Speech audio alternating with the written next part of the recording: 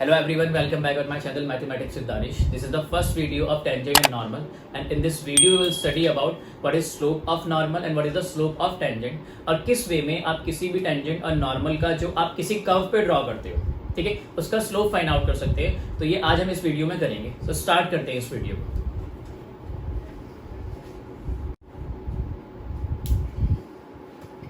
तो स्टार्ट करते हैं स्लोप ऑफ टेंजेंट. सपोज करते हैं मेरे पास एक कर्व है, say we have a curve y is equal to f x, ठीक है, और इस कर्व के ऊपर आपने एक टेंजेंट ड्रॉ किया है. This line is the tangent to the curve and p is the point of contact, ठीक है. जिस पॉइंट पे कोई टेंजेंट किसी कर्व को टच करता है उस पॉइंट को हम क्या बोलते हैं, पॉइंट ऑफ कांटेक्ट. ये हम क्लास 10 में पढ़ चुके हैं सर्कल चैप्टर में. उसके बाद एक लाइन मैंने ड्रॉ की है नॉर्मल. ये नॉर्मल किस वे में है, because it is perpendicular to the tangent, ठीक है, क्योंकि ये टेंजेंट आपने किस पे ड्रॉ करा है, कर्व के ऊपर. और ये लाइन एंड ये इसको ले लेते हैं say L1, say this is L1 and say this is L2. This line L2 is normal to the curve.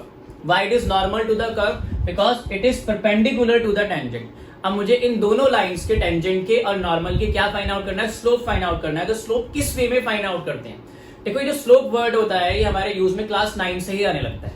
फिर क्लास 11th में मैथमेटिक्स में हम डिफरेंट वे में स्लोप्स को फाइंड आउट करना सीखते हैं. स्टार्टिंग होती है इंक्लिनेशन से.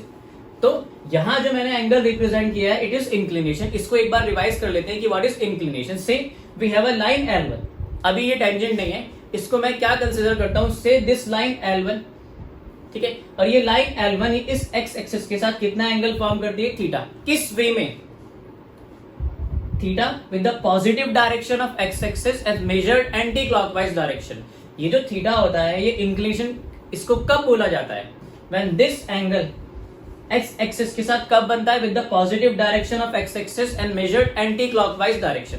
तो इस थीटा को हम क्या बोल देते हैं, इंक्लिनेशन बोल देते हैं. और अगर इस इंक्लिनेशन का मैं टेंजेंट ले लूं 10, ठीक है, अगर आपके पास थीटा इंक्लिनेशन है, ठीक है, और इसी का आपने टेंजेंट ले लिया tan थीटा, तो ये tan थीटा क्या होता है, स्लोप होता है किसका, लाइन L का. This tan theta m is equal to tan theta is the slope of the line L, ठीक है. लेकिन मुझे स्लोप किसका फाइंड आउट करना है, slope of tangent and normal जो आपने किस पर ड्रॉ किया है, कर्व पे. सपोज करते हैं that y is equal to fx be a continuous curve, या फिर आप सिंपल वे में बोल सकते हो कि y is equal to fx आपके पास एक कॉन्टिन्यूअस फंक्शन है, ठीक है. तो इस टेंजेंट का जो स्लोप होगा, then let p x1 y1 be a point on it, then dy by dx at the point x1 y1 is the slope of tangent to the curve. किसी भी टेंजेंट का जो आपने टेंजेंट किस पर ड्रॉ किया है, कर्व पर ड्रॉ किया है, उस टेंजेंट का जो स्लोप होता है it is the differentiation of that curve, जिस कर्व पे आपने टेंजेंट एंड नॉर्मल ड्रॉ किया है, ठीक है. और ये जो पॉइंट P है x1 y1 इसके रेस्पेक्ट में डिफरेंशिएशन, मतलब पहले आपने क्या किया, fx को डिफरेंशिएट किया और fx को डिफरेंशिएट करके जो आंसर आया उसमें x एंड y की प्लेस पे क्या पुट अप कर दिया आपने, point of contact x1 y1. तो वो जो वैल्यू निकल के आती है that value is known as the slope of the tangent, ठीक है.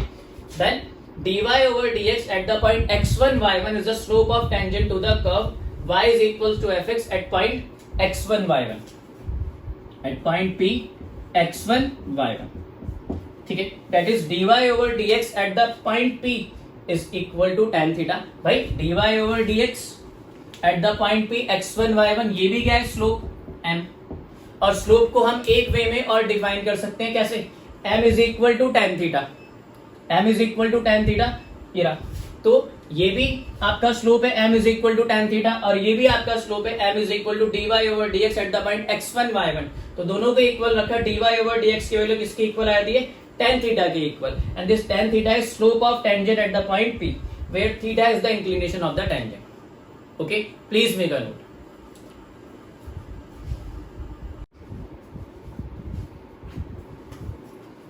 सो अभी क्या फाइंड आउट किया हमने, that slope of tangent is equal to the differentiation of this function y is equal to fx at the point x1 y1.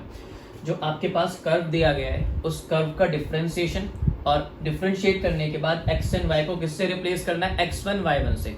जो value निकल के आती है that value is known as slope of tangent, ठीक है.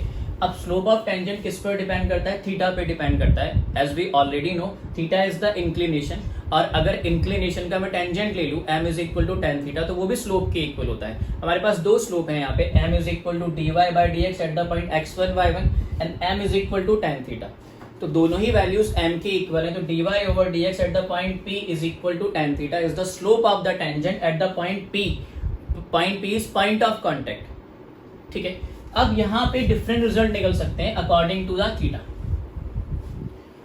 ठीक है। Now we have dy over dx at the point P is equal to tan theta. This is the slope of tangent. Now first result, if theta is equal to 0, if theta is equal to 0, अगर theta 0 होता है तो what does it represent? It represents that tangent is parallel to x-axis. Tangent is parallel to x-axis. ठीक है, तो रखिएगा ऊपर dy over dx at the point P is equal to tan 0 and tan 0 is 0. So when tangent is parallel to x-axis, we have a condition and that condition is slope of the tangent at the point of contact P is equal to 0. ये first condition. Second condition की बात करते हैं, if theta is equal to कितना 90 degree, theta 90 degree क्या represent करता है? Tangent is perpendicular to, tangent is perpendicular to x-axis, or in other words you can say that tangent is parallel to y-axis, ठीक है। तो यहां से क्या रिजल्ट निकलेगा? dy by dx at the point P is equal to tan 90 and tan 90 dy over dx at the point P is equal to tan 90 is not defined or you can say infinity। यहाँ दोनों side reciprocal ले लेते हैं, dx over dy at the point P is equal to 1 upon infinity। मैंने दोनों side reciprocal कर लिया and 1 upon infinity means 0। So when tangent is perpendicular to x-axis or tangent is parallel to y-axis, then dx over dy at the point P is equal to 0, or in other words you can say if tangent is parallel to y-axis or tangent is perpendicular to x-axis, then the reciprocal of this slope is equal to 0। ये दोनों ही condition बहुत important है और questions को solve करते time काफी use होंगे। I hope कि आपकी ये वीडियो क्लियर होगी। इस वीडियो के थ्रू आपको समझ में आ गया होगा कि slope of tangent, slope of normal किस वे में फाइंड आउट करते हैं। Thank you for watching my video.